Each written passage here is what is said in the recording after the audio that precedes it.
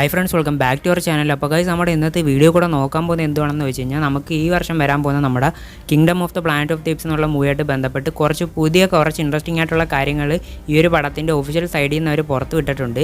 അപ്പം ആ ഒരു സംഭവത്തിലോട്ട് നമ്മൾ പോകുന്നതിന് മുമ്പ് നിങ്ങൾക്ക് ജസ്റ്റ് റഫായിട്ടൊരു കാര്യം എടുത്ത് പറയാം. അതായത് നമുക്കറിയായിരിക്കും ഓൾമോസ്റ്റ് ഇതിനൊരു 3 സീക്വൽ വന്നിട്ടുണ്ട്. Rise of the Planet of the Apes, Dawn of the Planet of the Apes, പിന്നെ War for the Planet of the Apes. അപ്പം ഈ ഒരു പടത്തിൻ്റെ സീക്വലാണ് ഇനി വരാൻ പോകുന്ന നമ്മുടെ Kingdom of the Planet of the Apes എന്ന് പറയുന്നത്.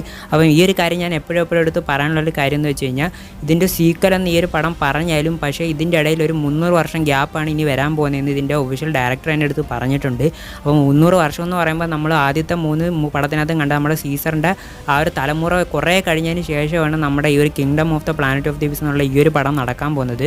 പക്ഷേ ഇവിടുത്തെ മറ്റൊരു പ്രത്യേകത എടുത്ത് നോക്കുകയാണെങ്കിൽ അതായത് നമുക്കറിയാം ആദ്യത്തെ ആ ഒരു 3 പടം എന്ന് പറയുന്നത് മനുഷ്യരുടെ കൂടെ നമ്മുടെ ഏപ്സ് ഇവോൾവ് ആയിട്ട് തുടങ്ങി വരുന്നിട്ടുള്ള ആ ഒരു റൈസിനെ തന്നെയാണ് ആ ഒരു 3 പടത്തെ കൂടെ അവരെടുത്ത് കാണിച്ചിട്ടുള്ളത്. പിന്നീട് നമ്മുടെ മനുഷ്യരുടെ ഇടയിൽ നിന്ന് ആ ഒരു സിമിയൻ ഫ്ലൂ എന്നുള്ള ആ ഒരു വൈറസ് പടർന്ന് മനുഷ്യൻ്റെ ആ ഒരു പോപ്പുലേഷൻ കുറയുന്നതും ആ ഒരു 3 പടത്തെ കൂടെ അവർ ഡീറ്റെയിൽ ആയിട്ട് തന്നെ കാണിച്ചു തന്നിട്ടുണ്ടായിരുന്നു.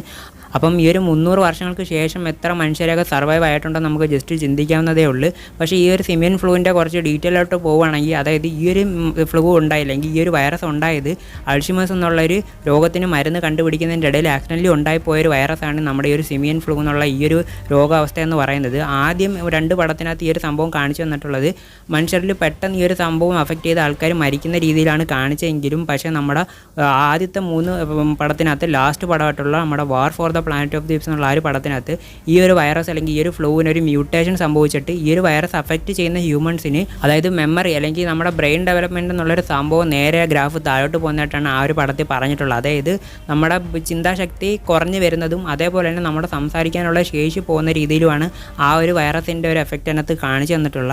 അപ്പോൾ നമുക്ക് ഈ ഒരു എയ്പ്സിൻ്റെ സൈഡിൽ നിന്ന് നമ്മുടെ ഈ ഒരു ഡയറക്റ്റ് ജസ്റ്റ് ടീസ് ചെയ്തിട്ടുള്ളൊരു സംഭവം എന്താണെന്ന് വെച്ച് കഴിഞ്ഞാൽ ആദ്യത്തെ 3 പടത്തിൽ കൂടെ നമ്മൾ ഈ ഒരു എയ്പ്സിൻ്റെ ഒരു സ്റ്റോണേജാണ് കണ്ടിട്ടുള്ളതെന്നാണ് ഡയറക്ടർ പറഞ്ഞിട്ടുള്ളത്. അതായത് നമ്മൾ റൈസ് തൊട്ട് വാർ for the Planet of the ഏപ്സ് വരെ നമുക്കറിയാവുന്നതുള്ള എയ്പ്സ് എല്ലാം കല്ലും അതേപോലെ തന്നെ കുന്തവും കാര്യങ്ങളൊക്കെ യൂസ് ചെയ്തിട്ടാണ് അവർ ഓരോ കാര്യങ്ങളൊക്കെ ചെയ്തുകൊണ്ടിരുന്നത്. അതേപോലെ തന്നെ വീട് കെട്ടൽ അങ്ങനത്തെ ഉള്ള പരം. അപ്പം ആ ഒരു എറയാണ് സ്റ്റോണേജ് എന്നാണ് പറയുന്നത്. അപ്പം ഇനി വരാൻ പോകുന്ന ട്രയോളജി അതായത് ഈ വർഷം വരാൻ പോകുന്ന kingdom of the Planet of the ഏപ്സ് മുതൽ എക്സ്ട്രാ വരുന്ന 2 പടം എന്ന് പറയുന്നത് നമ്മുടെ മനുഷ്യരെ പോലെ തന്നെ ബ്രോൺസ് ഏജ് എന്നുള്ള ആ ഒരു കാലഘട്ടത്തിൽ കൂടെ ആയിരിക്കും ഇനി വരാൻ പോകുന്ന ഒരു 3 പടത്തിൽ കൂടെ അവർ കാണിക്കാൻ പോകുന്നത്. സ്റ്റോണേജ് എന്ന് പറയുന്നത് നിങ്ങൾക്കറിയായിരിക്കും കല്ല് കൊണ്ടുള്ള കാര്യങ്ങളൊക്കെ യൂസ് ചെയ്യുന്നത്, ടൂൾസും കാര്യങ്ങളൊക്കെ ഉണ്ടാക്കുന്നത്.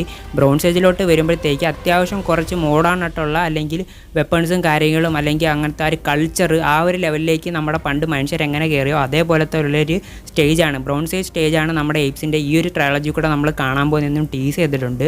അപ്പോൾ തീർച്ചയായിട്ടും ഇത് സക്സസ് ആണെങ്കിൽ തീർച്ചയായിട്ടും അടുത്തൊരു ട്രയോളജിയും കൂടെ വരും. അപ്പം അത് എന്തിനെ പറ്റിയിട്ടായിരിക്കും നമുക്കിപ്പോൾ ജസ്റ്റ് ചിന്തിക്കാവുന്നതേ ഉള്ളൂ. അപ്പോൾ എന്തായാലും അങ്ങോട്ടൊന്നും പോകുന്നില്ല. അപ്പോൾ എന്തായാലും ഈ ഒരു എയ്പ്സ് ബ്രോൺസ് ഏജ് എന്നുള്ള ഒരു സ്റ്റെപ്പിലോട്ട് കയറിയിട്ടുള്ള രീതിയിലാണ് നമ്മൾ ഇനി കാണാൻ പോകുന്നത്. അപ്പം നമ്മുടെ ഭൂമി ഈ ഒരു അവസ്ഥയിൽ ഇരിക്കുന്ന ഈ ഒരു സമയത്താണ് നമ്മുടെ മെയ് എന്നുള്ള ഈ ഒരു ആസ്ട്രോനട്ട് എന്നുള്ള ഈ ഒരു ക്യാരക്ടർ ഇവിടെ ഭൂമിയിൽ വന്ന് എത്തിപ്പെടാൻ പോകുന്നത്. അപ്പോൾ എങ്ങനെ എത്തിപ്പെടാൻ പോകുന്നു അതിനെയൊക്കെ പറ്റി നമ്മൾ ഓൾറെഡി ഇതിന് മുന്നേ ഇട്ടിട്ടുള്ള ആ ഒരു വീഡിയോക്കകത്ത് ഡിസ്കസ് ചെയ്തിട്ടുണ്ട്. അതായത് ഇക്കാരിസ് എന്നുള്ള ആ ഒരു സ്പേസ് ഷിപ്പുമായിട്ട് കണക്ട് ചെയ്തിട്ടാണ് ഈ ഒരു സംഭവം ഇവിടെ നമ്മൾ എക്സ്പ്ലെയിൻ ചെയ്തിട്ടുള്ള. അപ്പോൾ അത് ഞാൻ കൂടുതൽ പറഞ്ഞ് വലിച്ചിട്ട് ബോറടിപ്പിക്കുന്നില്ല.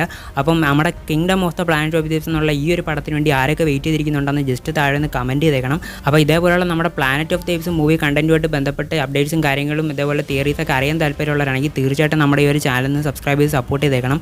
അതേപോലെ തന്നെ താഴെ കാണുന്ന ബെല്ലൈക്കണം കൂടെ ഒന്ന് ഓൾ എനേബിൾ ചെയ്തിട്ടുണ്ടെങ്കിൽ ഞാനപ്പോൾ ഇതുപോലുള്ള പുതിയ വീഡിയോസ് ഇട്ടാലും നിങ്ങൾക്ക് നോട്ടിഫിക്കേഷൻ വരുന്നതായിരിക്കും. അപ്പോൾ എൻ്റെ ഒരു പുതിയ വീഡിയോ കാണുന്നിടം വരെ എല്ലാവർക്കും ബൈ ഗൈസ്.